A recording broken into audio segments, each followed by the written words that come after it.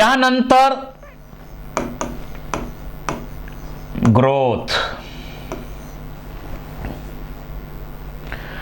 Growth म्हणजे काय?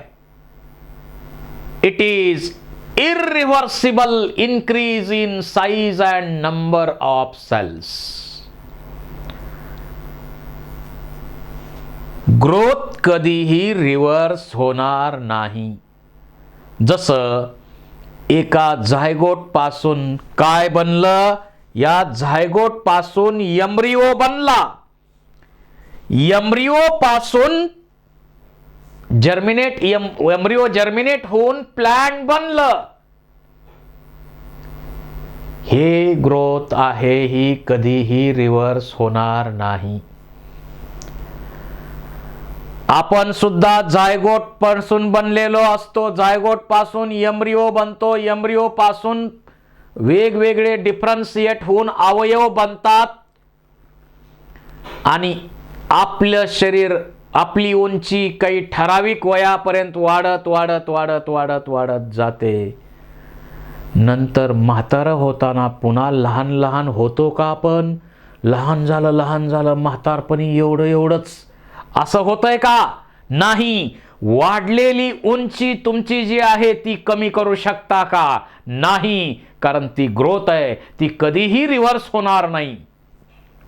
परंतु वयाच्या ठराविक मर्यादेपर्यंतच ती उंची वाढत असते. नंतर जी वाढलेली उंची आहे ती स्टेबल ठेवण्यासाठी प्रयत्न केला जातो. So growth is irreversible increase in size and number of cells. कधीही रिव्हर्स होणार नाही. लिव्हिंग ऑर्गॅनिझम मध्ये ग्रोथ इंट्रेन्सिक आहे. आता आपली वाढ होण्यासाठी बाहेरनं काय केलंय का? फूड दिलंय, तो विषय वेगळा आहे. परंतु बाहेरनं आपल्यावरती लेप लावले आणि म्हणून आपली वाढ झाली का? नाही. लिव्हिंग ऑर्गॅनिझमची ग्रोथ ही इंट्रेन्सिक आहे. आणि एखादा पर्वत जर उंच होत असेल तर तिथं जी ग्रोथ आहे ती एक्सट्रेन्सिक आहे. त्याच्यामध्ये ॲक्युम्युलेशन ऑफ मटेरियलमुळं ग्रोथ होऊ शकते. जशी हिमालयाची उंची थोडी थोडी वाढत चालली, याचा अर्थ काय? तिथं मटेरियल ॲक्युम्युलेट केल्यामुळं उंची थोडी थोडी हिमालयाची वाढत चालली असं आपण म्हणू शकतो.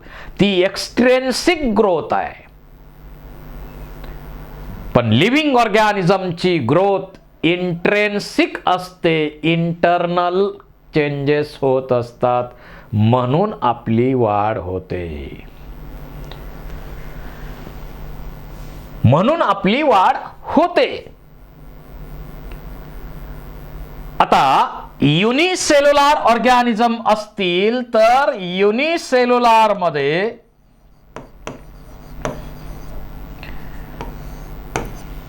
ग्रोथ आणि सेल डिव्हिजन किंवा रिप्रोडक्शन म्हणू आपण,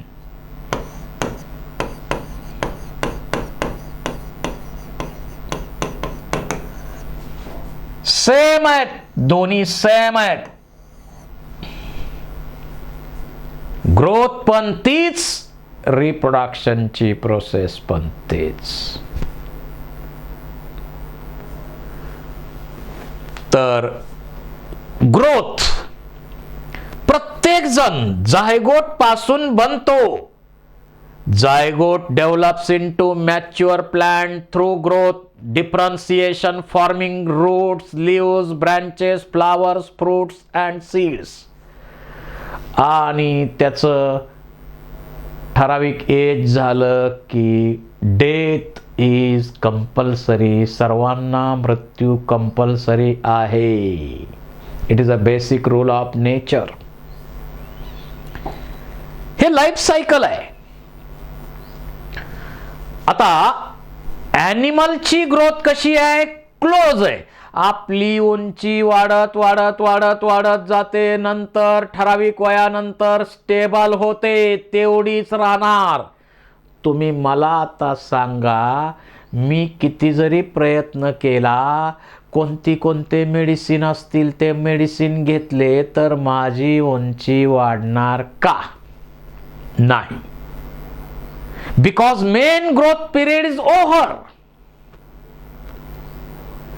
माझी जी वाढलेली उंची आहे ती मेंटेन करण्यासाठी माझ्याकडं आता माझ्या बॉडीमध्ये चेंजेस, मेटाबॉलिझम सुरू आहे.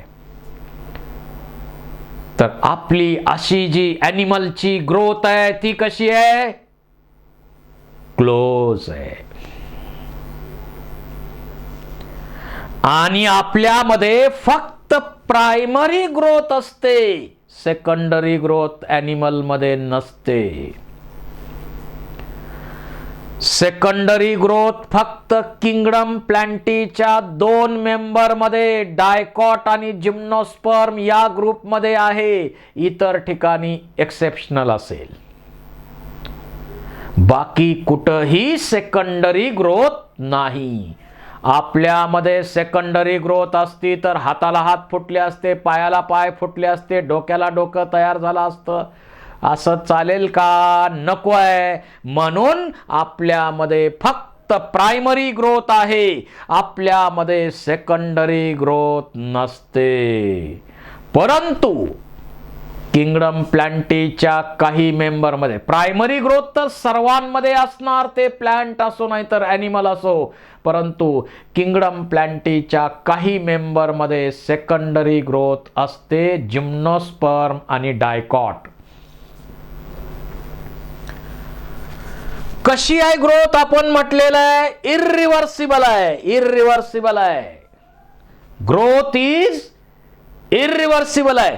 ही वाढ जी झाली, आपली उंची वाढली, ती टेम्पररी आहे का परमनंट आहे? परमनंट आहे.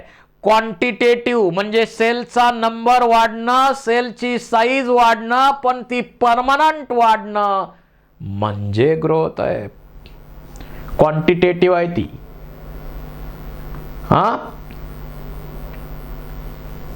ग्रोथ इर्रिव्हर्सिबल आहे. प्लॅन्टची ग्रोथ जी आहे ती कशी असते? इनडिटर्मिनेट. काही प्लॅन्ट मध्ये आपण पाहतो plant growth continue throughout life due to presence of meristem. प्लॅन्टची ग्रोथ कशी आहे? Indeterminate, unlimited. म्हणजे ती ग्रोथ सतत कुठल्या ना कुठल्या पद्धतीनं होत राहते. कारण प्लॅन्ट मध्ये ग्रोथ साठी महत्वाचा टिश्यू आहे मेरिस्टेम. मेरिस्टेमॅटिक टिश्यू म्हणजे जो टिश्यू सतत डिवाइड, त्याच्या सेल सतत डिवाइड होतात, नवीन नवीन सेल बनवतात, त्याला आपण म्हणतो meristem. Meristematic cells have capacity to divide and self-perpetuate.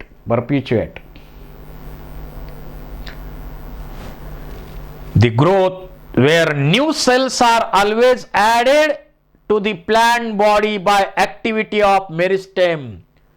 या मेरिस्टेमच्या ऍक्टिव्हिटी मुळे जी ग्रोथ होते प्लॅन्ट मध्ये त्याला आपण म्हणतो open form of growth. Open form of growth असं आपण म्हणतो. Plant growth is generally indeterminate. आता प्रायमरी ग्रोथ आणि सेकंडरी ग्रोथ काय आहे? ज्याचे प्रत्येकाच्या बॉडीमध्ये जेवढी मिनिमम ग्रोथ व्हायला पाहिजे, सजीवांमध्ये सर्वांमध्ये प्रायमरी ग्रोथ होतेच. आणि अत्यावश्यक ते सर्व पार्ट बनतात, त्याला आपण प्रायमरी ग्रोथ म्हणतो. So it occurs due to root apical meristem, shoot apical meristem. It causes elongation of plant along the axis. जेवढी साईज त्याची बनायला पाहिजे, सर्व पार्ट बनायला पाहिजे, ते बनणार, ती प्रायमरी ग्रोथ आहे.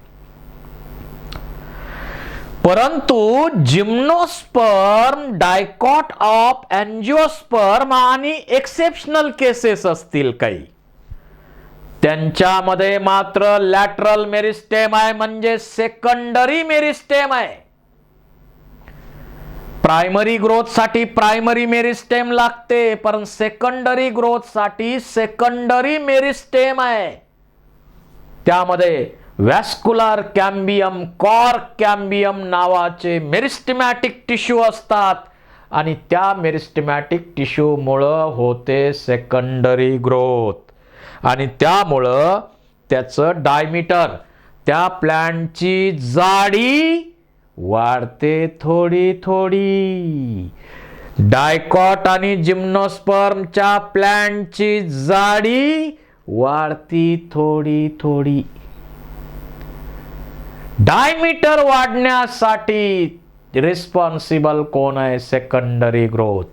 बाहेर कितीतरी प्लॅन्ट आपण पाहतो, समजा आंबा आहे, चिंच आहे, बाबळ आहे, त्यांच्या स्टेमची जाडी वाढते थोडी थोडी, त्यांच्यामध्ये सेकंडरी ग्रोथ असल्यामुळं. परंतु ज्वारीमध्ये, मकामध्ये, बाजरीमध्ये किंवा त्याच्याबरोबर आता शुगर केन असेल, नारळाचं झाड असेल, जेवढा आकार एकदा व्हायचा तेवढा झाला, पुन्हा त्यात बदल होत नाही, कारण त्यांच्यामध्ये फक्त प्रायमरी ग्रोथ आहे, सेकंडरी ग्रोथ नसते. मोनोकॉटमध्ये एक्सेप्शनल केसेस सोडा, ड्रासेना युका सारख्या, बाकीच्या मोनोकॉटमध्ये सेकंडरी ग्रोथ नाही, फक्त प्रायमरी ग्रोथ आहे. म्हणून फांद्याला फांद्या, फांद्याला फांद्या नारळामध्ये पाहायला मिळतात का? नाही. तुम्ही म्हणाल आम्ही सिंधुदुर्ग किल्ल्यावरती पाहिलं, तर एक्सेप्शनल केस एखादी असेल तर सोडून द्या. बाकीच्या ठिकाणी नारळामध्ये फांद्याला फांद्या, फांद्याला फांद्या बनल्यात का? नाही, कारण सेकंडरी ग्रोथ नसते, फक्त प्रायमरी ग्रोथ त्यांच्यामध्ये आहे. ही ग्रोथ मोजता येते का आपल्याला? Yes, it is measurable. Growth मोजता येते आपल्याला. मग त्याच्यामध्ये मोजण्यासाठी काय काय करता येईल? याच्यामध्ये सेल नंबर मोजू शकतो आपण. सेल नंबर वाढणे, साईज वाढणे, लेंथ वाढणे, weight, dry weight, fresh weight वाढणे, अशा अनेक गोष्टीच्या हाईट वाढणे, सरफेस एरिया वाढणे, अशा अनेक प्रकारे आपण ग्रोथ झाली की नाही ते मोजू शकतो.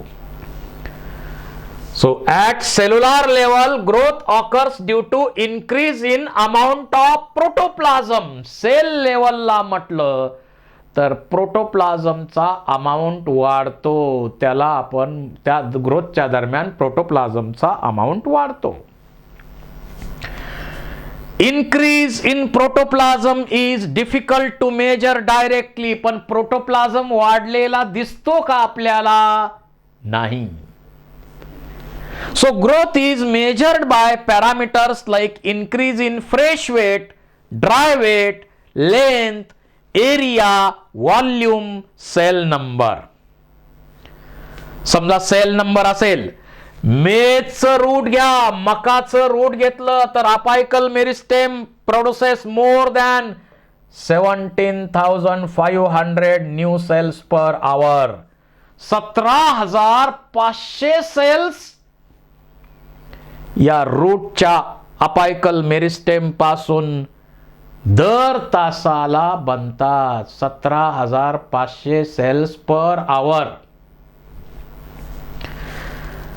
सेल साईजचा विचार केला तर वॉटरमेलॉन, आपण तर कलिंगड खातो ना, किती मोठं कलिंगड होत आहे, कारण तिथं कलिंगडामध्ये साईज वाढते. किती? 3,50,000 टाइम्स साईज वाढत असते, त्यामुळं एवढं मोठं कलिंगड तयार होतं. Length, growth of pollen tube, pollen ट्यूबची ग्रोथ जी आहे त्याच्या साह्यानं लेंथ मोजू शकतो त्याच्यामध्ये आपण. सरफेस एरिया, लीफ मध्ये सरफेस एरिया, पान मोठं मोठं मोठं होत चाललं, सरफेस एरिया वाढतो का नाही हे पण आपण मेजर करू शकतो. सो ग्रोथ इज मेजरेबल, मोजू शकतो आपण. देन फेजेस ऑफ ग्रोथ, या ग्रोथच्या फेजेस कोणकोणत्या? पहिली फेज आहे मेरिस्टेमॅटिक फेज. आता मेरिस्टेम म्हटलं की मेरिस्टेमॅटिक सेल्स कशा असतात? स्मॉल असतात, थिन वॉल्ड असतात, त्यांच्यामध्ये इंटरसेल्युलर स्पेसेस नसतात, प्लास्टिडच्या फॉर्म मध्ये असतात, मोठ्या प्रमाणावर डेन्सर सायटोप्लाझम असतो, व्हॅक्युअल नसतात. थिन सेल्स असतात. या cells in this region have rich protoplasm, large nuclei. Cell walls are primary, thin, cellulosic with abundant plasmodesmata. अशा मेरिस्टेमॅटिक सेल, ज्या सेल सतत डिवाइड होऊन नवीन सेल बनतात, नवीन सेल बनवतात, नवीन सेल बनवतात, त्या मेरिस्टेमॅटिक सेल्स. नंतर ज्या मेरिस्टेमॅटिक सेल्स आहेत त्या नंतर इलॉंगेशनची फेज येते. ज्या नवीन सेल तयार होतात त्यांच्यामध्ये वॉल डिपॉझिट होतं, मटेरियल डिपॉझिट होतं, वॉल डिपॉझिट होतो, मोठ्या होतात या सेल्स, त्याला आपण म्हणतो इलॉंगेशन. या इलॉंगेट होतात, मोठ्या होतात सेल्स, सेल इलॉंगेशन असं आपण त्याला म्हणतो. आणि सेल इलॉंगेट होतो त्याच्यामध्ये वॉल डिपॉझिट होतो, सेल मोठी मोठी होते आणि त्या सेल मध्ये व्हॅक्युअल बनतो, म्हणून या प्रोसेसला व्हॅक्युलेशन असंही म्हणू शकतो. Elongation is also called as vacuolation. आणि अशा ज्या सेल्स आहेत इलॉंगेट झालेल्या, या सेल्स नंतर they undergo maturation or differentiation. The elongated cells undergo differentiation or maturation. म्हणजे या सेल, यातल्या सेल पासून समजा पॅरेनकायमा तयार होतील, त्यानंतर काही सेल पासून कोलेनकायमा सेल्स तयार होतील. काही सेल्स पासून आता डेड सेल, काही सेल पासून इलॉंगेटेड होऊन डेड सेल अशा बनतील. झायलम च्या व्हेसल्स असतील, ट्रॅकिड्स असतील, मग स्क्लेरेनकायमा, ट्रॅकिड्स, व्हेसल्स, सिव एलिमेंट्स, कंपॅनियन सेल, कितीतरी प्रकारच्या सेल्स वेगवेगळ्या प्रकारची कामं वाटून घेतात आणि ते परमनंट टिश्यू तयार होतो. डिफरन्सिएशन किंवा मॅच्युरेशनच्या प्रोसेसनं. It occurs in the cell further away from apex. आता अपेक्सला मेरिस्टेम असणार, त्याच्यापासून दूर, त्यामध्ये सेल मॅक्झिमम साईजचे होणार, वॉल थिक होणार, प्रोटोप्लाझम मॉडिफाय होणार आणि शेवटी पॅरेनकायमा, कोलेनकायमा, स्क्लेरेनकायमा, झायलमचे ट्रॅकिड्स असतील, व्हेसल्स असतील, सिव ट्यूब असतील, कंपॅनियन सेल असेल, असे वेगवेगळ्या प्रकारचे एलिमेंट्स तयार होतात. त्यालाच आपण म्हणतो मॅच्युरेशन किंवा त्यालाच आपण म्हणतो cell differentiation. So phases of growth consist of meristematic phase, that is a division phase, then cell elongation, and finally cell maturation to produce permanent tissue. अशा प्रकारच्या सेल ह्या त्या ग्रोथच्या फेजेस आहेत. इथं जर ही डायग्राम आहे आपल्या याच्यामध्ये, direction of zone of elongation बघा, इथून इलॉंगेट इलॉंगेट इलॉंगेट, हा झोन्स काय A B C D, immediately behind apex elongated most, A B C D या खाली खाली खाली खाली इलॉंगेशन मुळे झालेले आहेत. हेच फोटोग्राफ मध्ये दाखवलेलं आहे. ग्रोथचा रेट आपण मोजू शकतो का? मोजू शकतो. Growth rate, it is a increase growth per unit time. ठराविक वेळेत किती वाढ झाली. The growth rate may be arithmetic or geometric. आता अरिथमॅटिक ग्रोथ म्हणजे काय? In this following mitotic cell division only one daughter cell continue to divide while other differentiate and mature. म्हणजे काय होतं बघा, समजा इथं एक सेल आहे, या सेल पासून आपल्याला समजा दोन सेल तयार झाल्या, तर याच्यातली एक सेल डिवाइड होते आणि एक सेल मॅच्युअर होते. पुन्हा या दोन सेल पासून पुढं डिव्हिजन होणार. इथं काय होतं, एक दोन तीन सेल तयार होतात, यातल्या दोन सेल मॅच्युअर होणार आणि एकच डिवाइड होणार. पुन्हा ही डिवाइड होणारी सेल डिवाइड होईल आणि पुन्हा इथं 4 सेल्स बनणार, त्यातल्या 3 मॅच्युअर होणार आणि एकच सेल डिवाइड होणार. अशा प्रकारे ही ग्रोथ कशी आहे, 1 2 3 4 5 6 या प्रमाणे जी होणारी ग्रोथ आहे, एक कॉन्स्टंट स्पीड न होणारी ग्रोथ आहे. समजा आपण रूट पाहतो, रूट मध्ये ज्या सेल्स आहेत त्या सेल्स अशा पद्धतीनं डिवाइड होताना आपण पाहतो. जर आपण याचा ग्राफ प्लॉट केला तर अशा प्रकारचा ग्राफ आपल्याला दिसेल.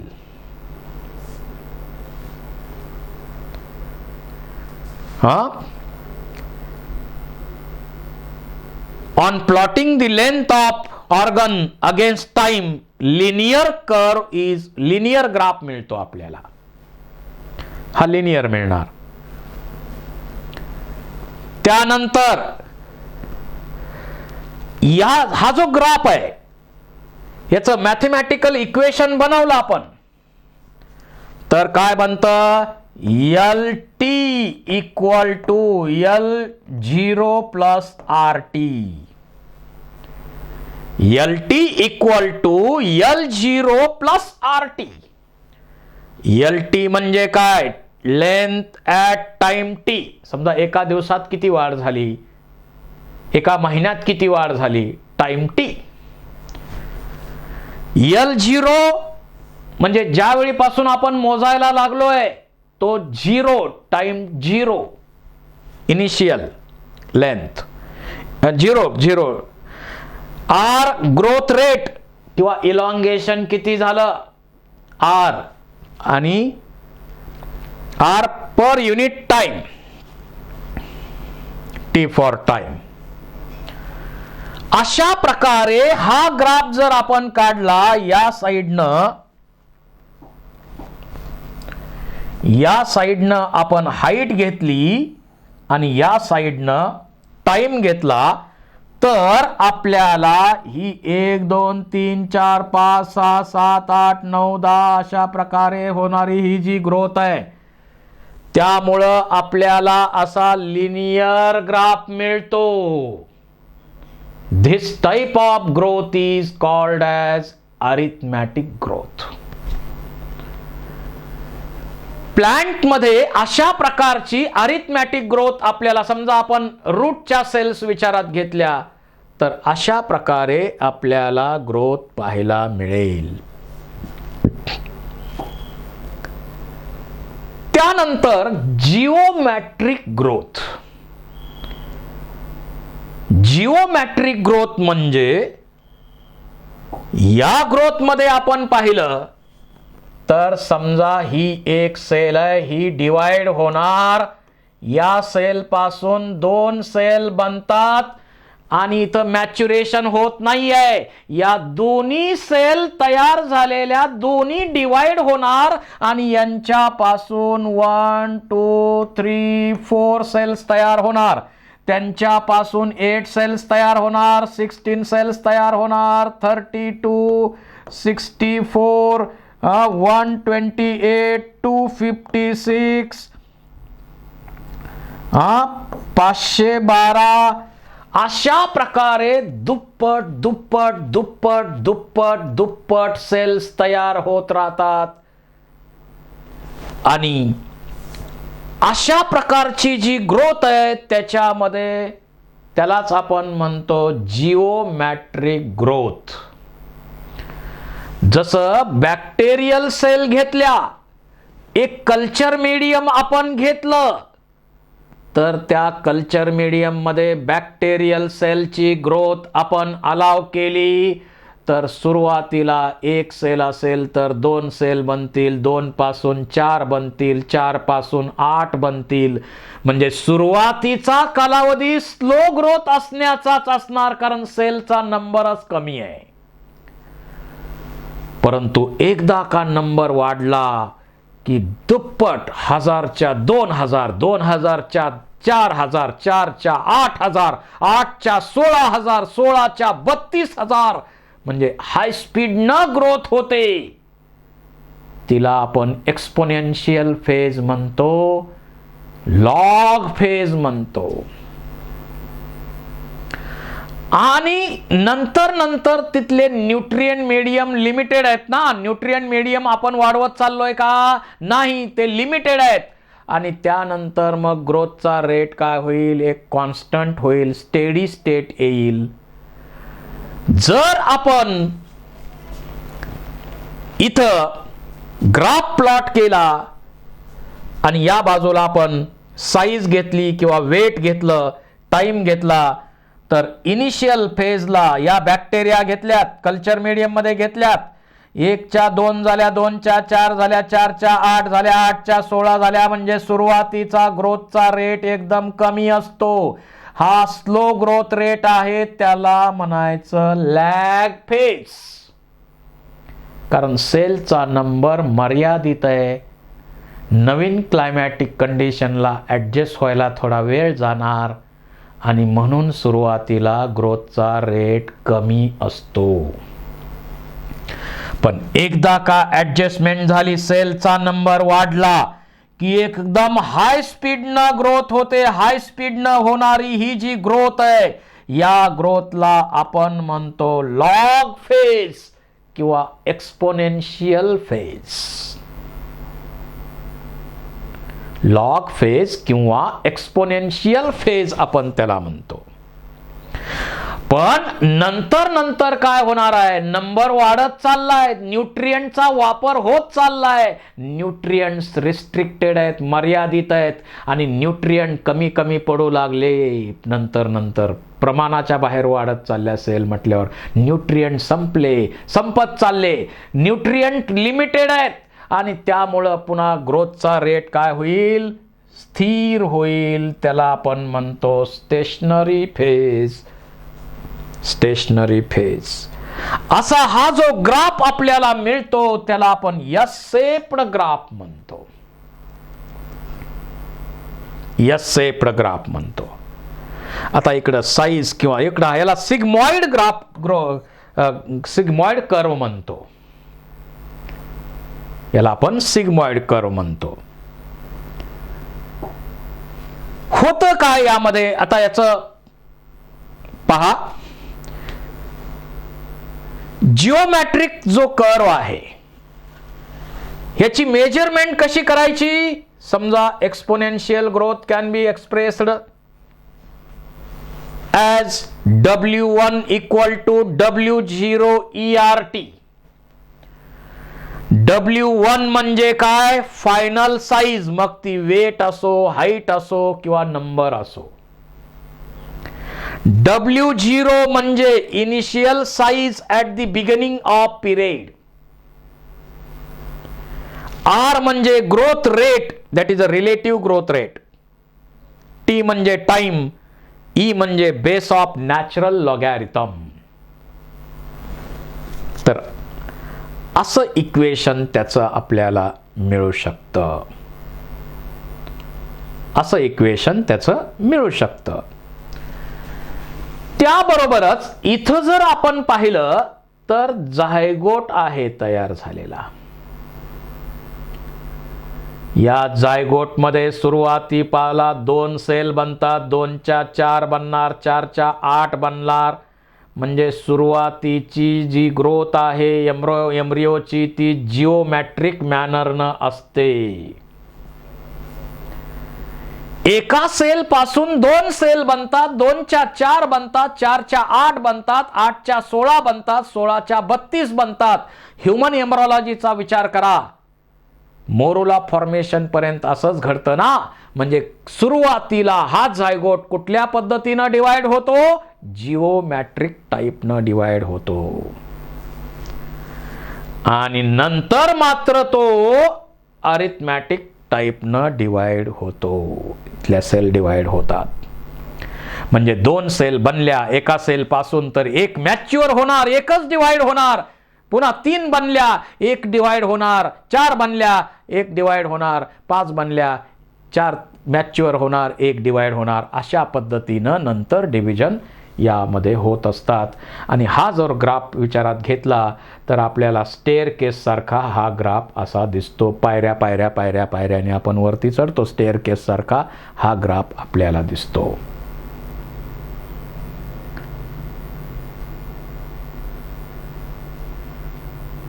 त्यानंतर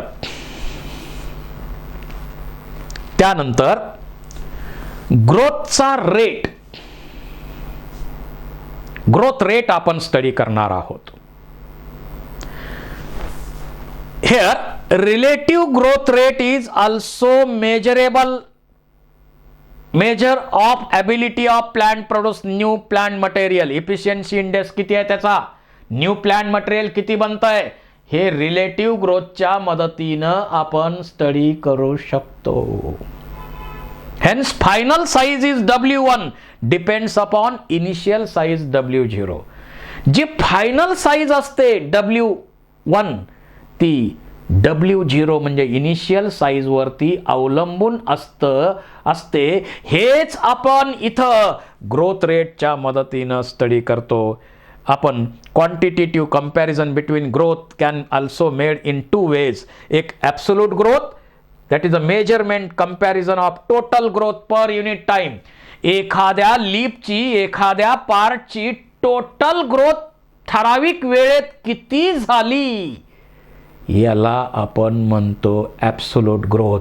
जसं हे लीफ आहे, या लीफची ॲब्सोल्यूट ग्रोथ म्हणजे काय, ठराविक वेळेत समजा 1 दिवसामध्ये या लीफची साईज किती वाढली याला म्हणायचं total growth per unit time, that is absolute growth.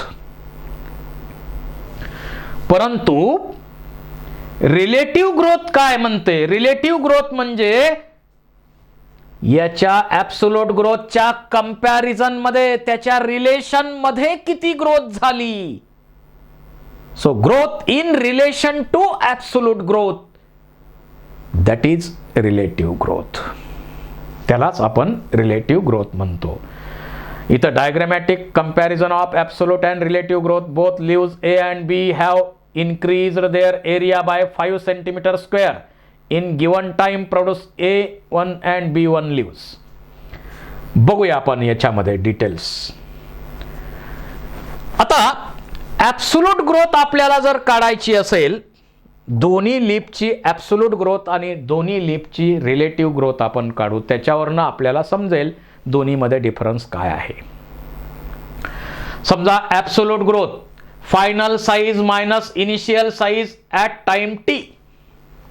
मग फायनल साईज इथं लीपची किती आहे, 10 सेंटीमीटर स्क्वेअर. इनिशियल किती आहे, 5 डिवायडेड बाय टाइम टी. एका दिवसात किती होते टाइम टी, म्हणजे 5 मायनस म्हणजे 10 मायनस 5 म्हणजे 5 centimetre square. This is the absolute growth of leaf A. Leaf B ची विचारात घेतली तर फायनल ग्रोथ किती आहे, 55 सेंटीमीटर स्क्वेअर मायनस इनिशियल किती आहे, 50 centimetre square divided by time T. 55 वजा 50 म्हणजे 5 centimetre square. So initial absolute growth of leaf A and leaf B is same. पण याच ॲब्सोल्यूट ग्रोथच्या रिलेशन मध्ये रिलेटिव्ह ग्रोथ मात्र वेगवेगळी येणार, कारण या लीफचा आकार छोटा आहे, या लीफचा आकार मोठा आहे. त्यांच्या रिलेशन मध्ये किती ग्रोथ होते हे आपल्याला आता कॅल्क्युलेट करायचं आहे. मग या लीफ ए ची रिलेटिव्ह ग्रोथ काय येते, तर ॲब्सोल्यूट ग्रोथचा फॉर्म्युला काय, रिलेटिव्ह ग्रोथचा absolute growth divided by initial growth into 100. Percentage काढणार आहे म्हणून 100.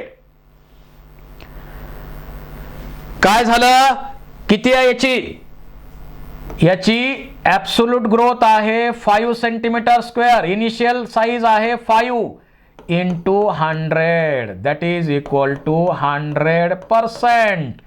So relative growth, absolute growth च्या कंपॅरिझन मध्ये रिलेटिव्ह ग्रोथ किती आहे, 100% आहे लीफ ए मध्ये.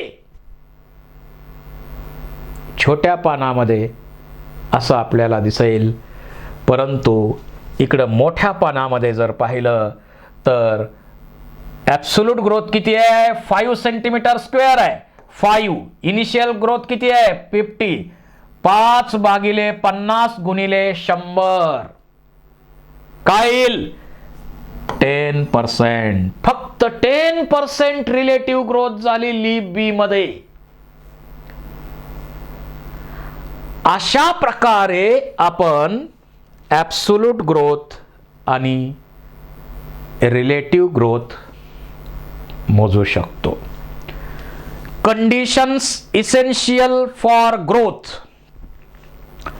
कोणकोणत्या कंडिशन लागतात ग्रोथ साठी, एक्सटर्नल फॅक्टर्स महत्वाचे आहेत, जसं वॉटर आहे, ऑक्सिजन आहे, न्यूट्रिएंट्स, टेम्परेचर, लाईट, ग्रॅव्हिटी.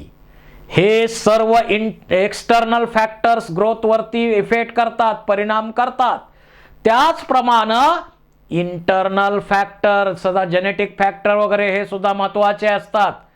समजा एखाद्या पर्सनला, एखाद्या फॅमिलीमध्ये 5 फूट 3 इंचाची हाईट, फॅमिली बॅकग्राऊंड दोन्हीकडचं मॅटर्नल पॅटर्नल दोन्हीकडचं तेच आहे, आणि त्यांच्या आईवडिलांनी ठरवलं की आपल्या मुलाची हाईट किती झाली पाहिजे, मुलाची हाईट 6 फूट झाली पाहिजे. खायला द्या द्या द्या, कितीही खायला दिलं तरी शेवटी हेरेडिटी 5 फूट 3 इंचाची दोन्ही फॅमिलीची आहे म्हटल्यावर त्याच्या आसपासच हाईट राहणार.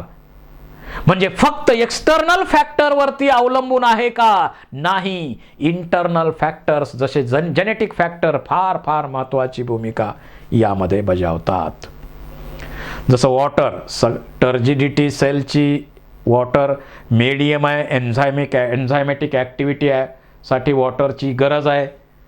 ऑक्सिजन ॲरोबिक रिस्पिरेशन करून मेटाबॉलिक एनर्जी मिळवण्यासाठी गरज आहे. Nutrients, macro nutrients, micro nutrients लागतातच. टेम्परेचर, पर्टिक्युलर ऑप्टिमम टेम्परेचर प्रत्येकाला लागतंच. लाईट अँड ग्रॅव्हिटी याचीही गरज आहे. ग्रोथ मेजरमेंट करण्यासाठी आपण सरफेस एरिया, व्हॉल्यूम, लेंथ, सेलचा नंबर, सेलची size, fresh matter, dry matter यांचा उपयोग करू शकतो. यांचा उपयोग आपण करू शकतो.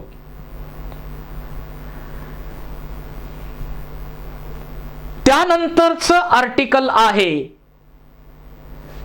Differentiation, differentiation and रिडिफरन्सिएशन. 3 टर्म आहेत. या 3 टर्मची माहिती आपल्याला असली पाहिजे. जसं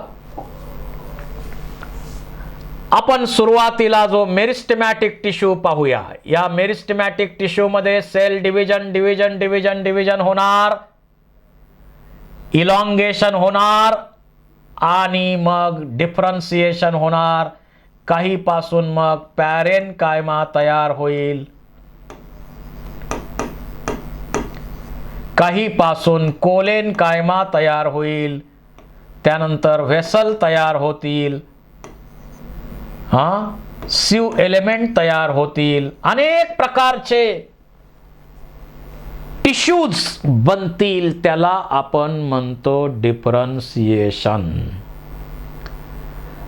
या मेरिस्टेमॅटिक सेल मध्ये डिव्हिजन होऊन नवीन तयार झालेल्या सेल असतात. त्या सेल इलॉंगेट होतात आणि नंतर मॅच्युअर होतात, डिफरन्शिएट होतात आणि परमनंट टिश्यू तयार करतात. त्याला आपण म्हणतो डिफरन्सिएशन.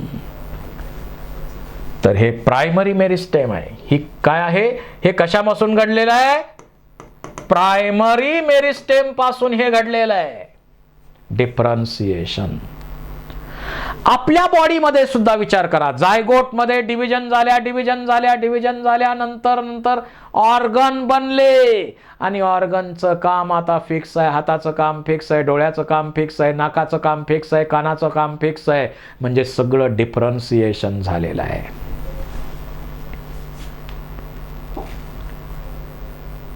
डिफरन्सिएशन होतं. परंतु जो परमनंट टिश्यू तयार होतो डिफरन्सिएशन होऊन, जर गरज पडली,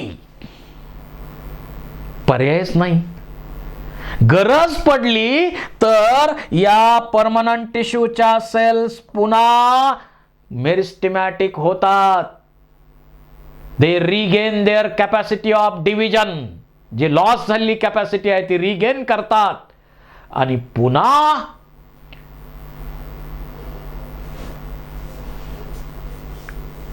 सेल्स बनवतात. त्याला आपण म्हणतो डिफरन्सिएशन. मेरिस्टेमॅटिक सेल बनवतात. फॉर एक्झाम्पल, आपण एनाटॉमी ऑफ फ्लॉवरिंग प्लांट मध्ये सेकंडरी ग्रोथ स्टडी केलेली आहे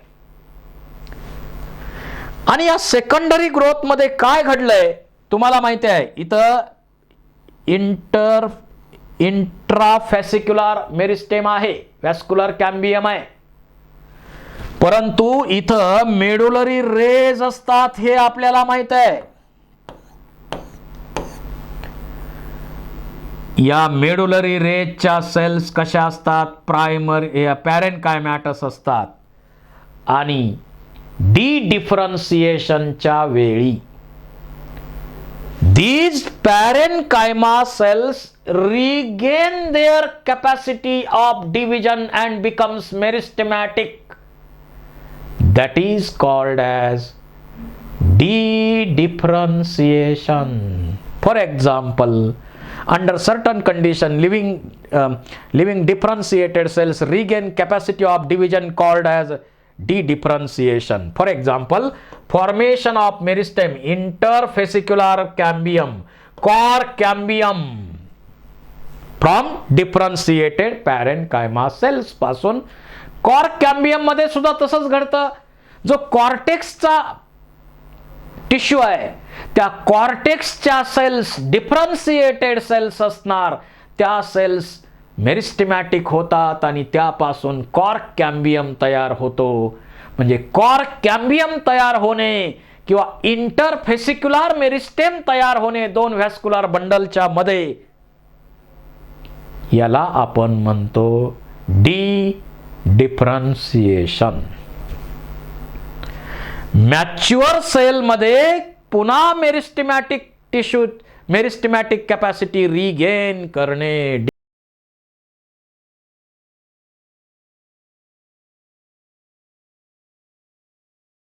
D differentiation.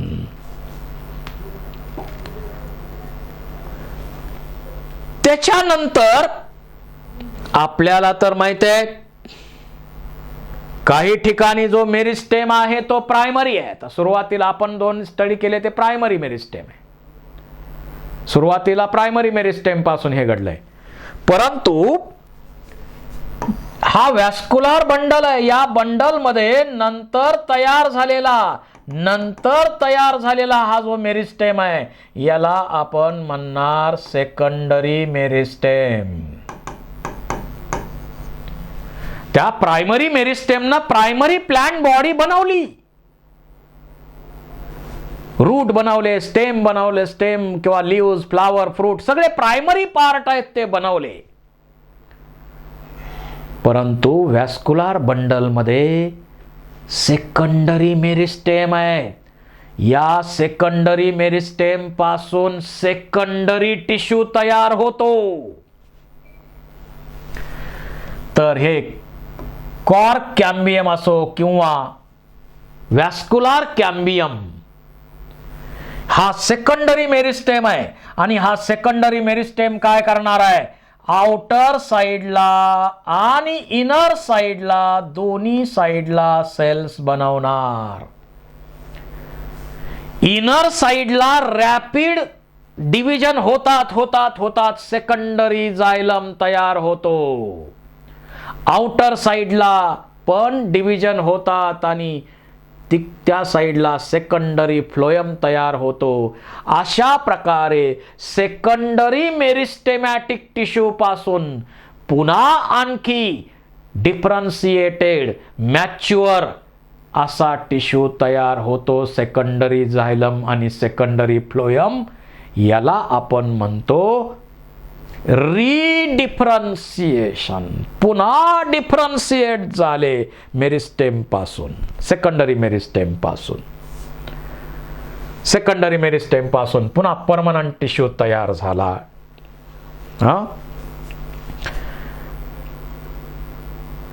Differentiated cells can produce new cells, lose capacity to divide, mature to perform specific function. It is redifferentiation. ठीक आहे. अशा प्रकारे इथं आता एक्झाम्पल पाहिलं तर cells positioned away from root apical meristem differentiate to form root cap cells while push the periphery mature as a epidermis वगैरे. हे रीडिफरन्शिएशनची प्रोसेस याप्रमाणे